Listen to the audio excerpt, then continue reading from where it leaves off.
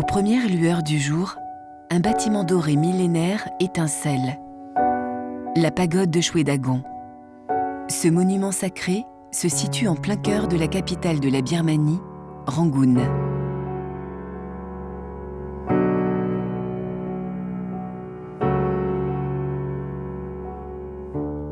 La légende raconte qu'il y a 2500 ans, de son vivant, le Bouddha aurait demandé la construction d'un reliquaire sacré sous forme de cône renversé que l'on appelle en Asie pagode ou stupa.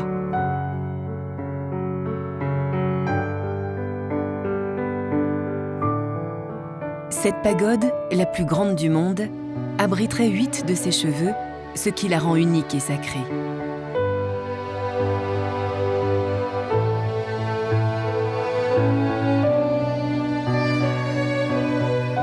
Hors du temps, elle domine littéralement la ville qu'elle protège de son aura.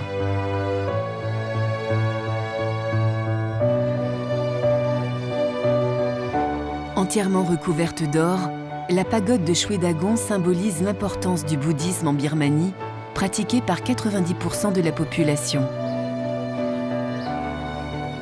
En ce début de matinée, les fidèles viennent trouver ici la paix intérieure avant leur journée de travail.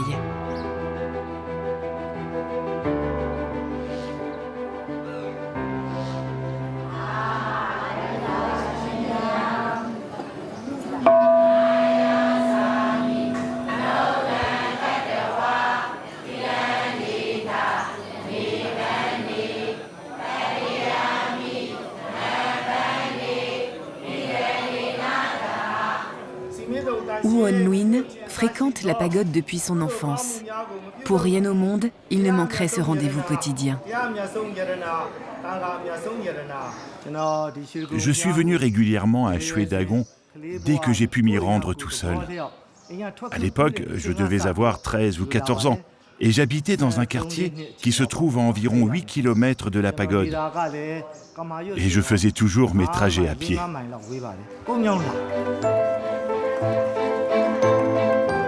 Toute la matinée, la foule ne désemplit pas autour du grand stupa.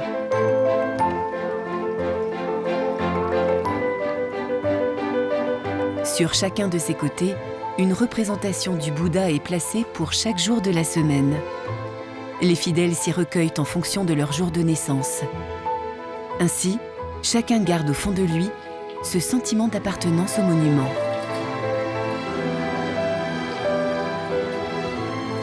L'octogone, que forme le grand stupa doré, est encerclé par 64 petits pagodons.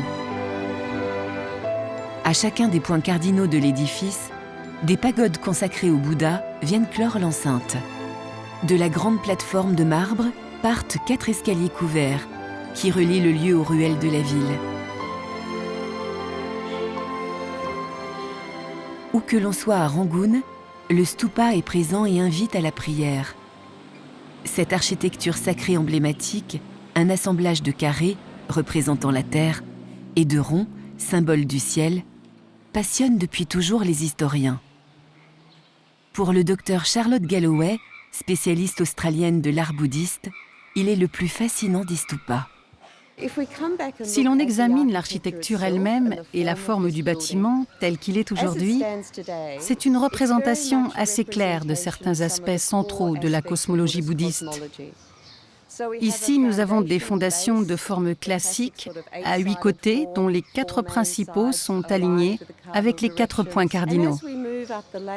Au fil des niveaux successifs du monument, on effectue aussi un voyage spirituel qui nous élève depuis les royaumes terrestres vers les royaumes spirituels des dieux, jusqu'au sommet où se trouve la flèche. Elle représente l'objectif ultime qui est en fait, pour tous les bouddhistes, le vide, l'aboutissement final de l'éveil spirituel quand on parvient au sommet du bâtiment.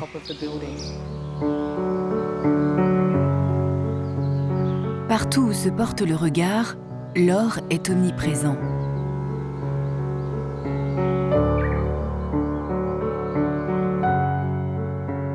Pas moins de 20 000 plaques d'or recouvrent le stupa, dont l'extrémité est incrustée de 1065 clochettes dorées.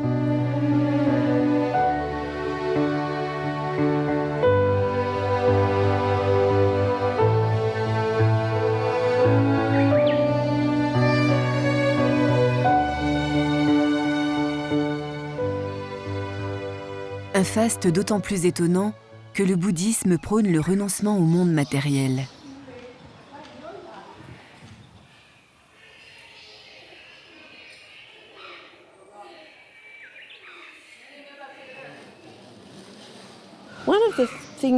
Ce qui est forcément frappant quand on vient à Shwedagon, c'est qu'à chacun des 8 coins du site, on voit des gens verser de l'eau sur des images du Bouddha.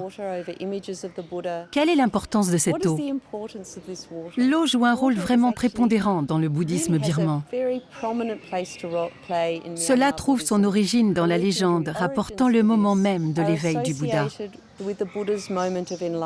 Et c'est ce qui a donné lieu au rituel de verser de l'eau, qui est une façon de faire partir ses angoisses, de se débarrasser des soucis et de retrouver cette sorte de calme spirituel que le Bouddha a connu au moment de l'éveil.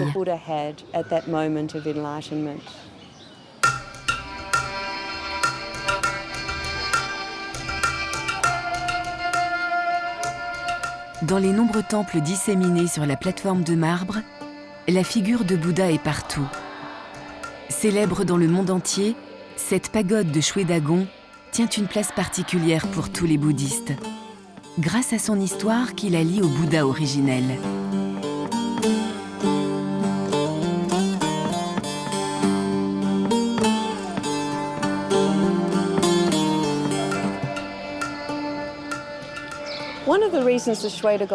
La raison pour laquelle Shwedagon est si importante dans le monde bouddhiste trouve ses racines dans des histoires qui sont à la fois légendaires et fondées sur des faits plus historiques.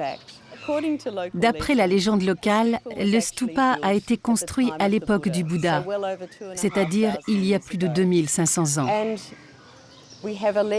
Et la légende raconte que 2 marchands, qui étaient frères, venus de la région Mon, voyageaient en Inde et sont arrivés là où le Bouddha était assis, juste après ses 49 jours passés en méditation, et lui ont offert sa première nourriture, et le Bouddha leur aurait donné 8 cheveux à vénérer.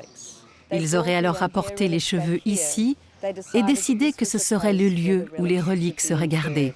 Et le stupa fut construit ici. L'autre élément vraiment intéressant à propos de ce stupa, c'est qu'il a été en quelque sorte la première représentation architecturale du bouddhisme. Cette légende des origines est restée vivace dans le cœur des Birmans. Pourtant, les archéologues et les historiens situent la construction du stupa central entre le 6e et le 10e siècle après Jésus-Christ et la construction des bâtiments annexes à partir du XVIe siècle.